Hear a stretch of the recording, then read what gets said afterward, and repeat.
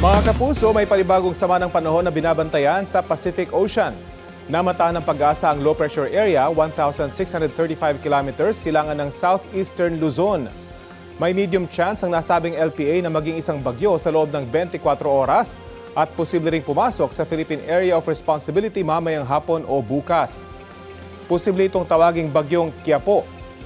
Sa ngayon, wala pa yung epekto sa lagay ng panahon sa bansa.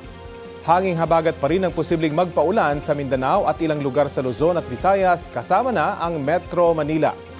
Makaaasa naman sa maaraw at maayos na panahon ang nalalabing bahagi ng bansa pero posible pa rin ang mga local thunderstorm. Nakataas ang thunderstorm watch sa NCR, Bulacan, Rizal, Laguna at Cavite. Hanggang mamayang alas 10 ng gabi, posible sa mga nasabing lugar ang biglang buhos ng ulan na may pagkulog at pagkidlat.